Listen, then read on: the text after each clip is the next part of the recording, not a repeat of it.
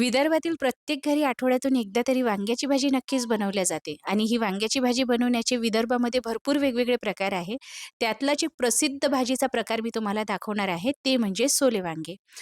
हिवाळ्यामध्ये ज्या हिरव्या तुरी येतात, त्यापासून हे सोले वांगे बनवल्या जातात. भाजी नक्कीच झणझणीत चमचमीत असते, पण चवीला एवढी मस्त लागते ना, एकदा जो का चाखेल ना, आयुष्यभर चव विसरणार नाही. तुम्ही ट्राय नक्की करून बघाल.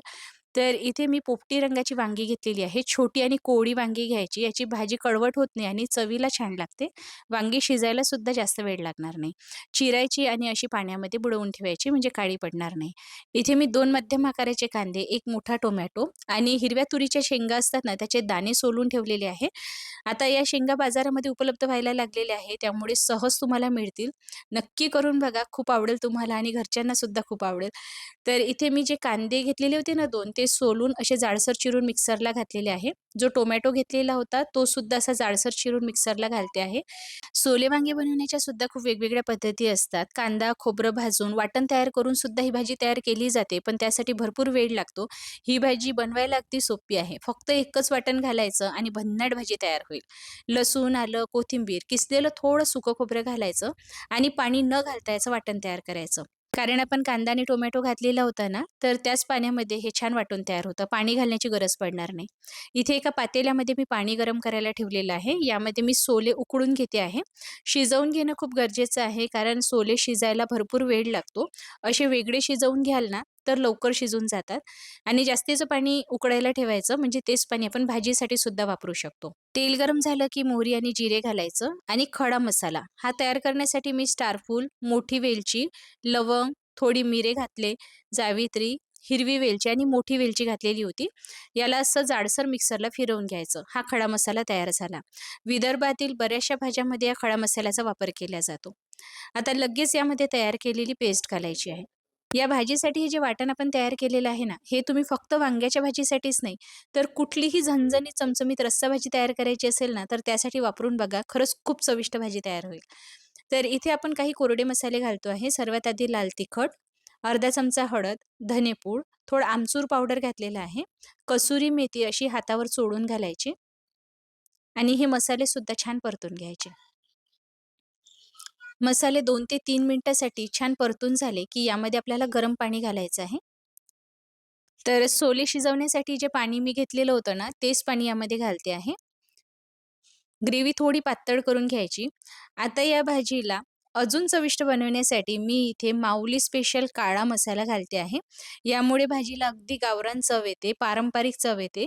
हे मसाले तुम्ही एकदा ट्राय करून बघा. सोले वांगे म्हणा किंवा व्हेज, नॉन-व्हेज कुठलीही भाजी तुम्ही या मसाल्याचा वापर करून तयार करू शकता. ती भन्नाट भाजी तयार होईल. तर इथे मी माऊली स्पेशल काळा मसाला आणि गरम मसाला अर्धा-अर्धा चमचा घातलेला आहे. छान मिसळून घ्यायचं. हे मसाले तुम्हाला ऑर्डर करायचे असेल, तर स्क्रीनवर तुम्हाला कॉन्टॅक्ट नंबर दिसते आहे. WhatsApp किंवा कॉल करून तुम्ही मसाले ऑर्डर करू शकता किंवा www.maulimasale.com या वेबसाईटवरून सुद्धा डायरेक्टली तुम्ही ऑनलाईन हे मसाले ऑर्डर करू शकता. आणि सर्व डिटेल्स मी डिस्क्रिप्शन बॉक्समध्ये दिलेले आहे, जाऊन चेक करा. तर आता सोलेसुद्धा घालून झालेले आहे. वांगी जी पाण्यामध्ये भिजत घातलेली होती, ती सुद्धा आपल्याला या ग्रेव्हीमध्ये घालायची आहे. छान मिसळून घ्यायची. वांगी शिजायला थोडं जास्त पाणी आपल्याला लागणार आहे. त्यामुळे अजूनही यामध्ये गरज पडल्यास गरम पाणी घालायचं आहे. गार पाणी घालायचं नाही. झाकण ठेवायचं. गॅस मध्यम आचेवरच ठेवायचा आहे. बघा छान खदखदून उकळी यायला लागलेली आहे. सोले आपण वेगळे शिजवून घेतलेले होते, पण अजूनही ग्रेव्हीमध्ये आपल्याला शिजवावे लागणार आहे. मीठ घातले की सोले शिजत नाही, म्हणून वेगळे शिजवून घ्यायचे.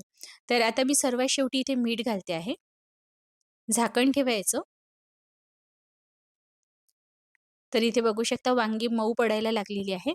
पण तुम्हाला जर जास्त शिजलेली वांगी आवडत असेल ना, तर अजूनही शिजू द्यायची. म्हणजे ग्रेव्हीमध्ये त्याचा दाटसरपणा येतो. बघा, वांग्याची भाजी इथे तयार झालेली आहे. म्हणजे सोले वांगे तयार झालेले आहे. तर विदर्भातील पारंपरिक सोले वांगे दिसायला बघा काय मस्त दिसते आहे. चाखल्यानंतर खरंच सांगते तुम्ही याची चव कधीच विसरणार नाही. एकदा तरी करूनच बघा. वरून चिरलेली कोथिंबीर, थोडी कसुरी मेथी हातावर क्रश करून घालायची आणि खडा मसालासुद्धा तुम्ही सर्वात शेवटी थोडा घालू शकता, चव छान येते. विदर्भातील बऱ्याचशा भाज्यामध्ये म्हणजे जास्तीत जास्त भाज्यामध्ये खडा मसाला घातलाच जातो. त्याशिवाय विदर्भातल्या भाज्या पूर्णच होत नाही. याआधी मी तुम्हाला रोडग्याबरोबर वांग्याची भाजी कशी बनवल्या जाते तेही दाखवलेलं आहे. पण ही भाजी सर्वात वेगळी आहे, हटकी आहे आणि विशेष करून हिवाळ्यामध्येच बनवल्या जाते. त्यामुळे तुम्ही एकदा तरी नक्कीच ट्राय करायला पाहिजे.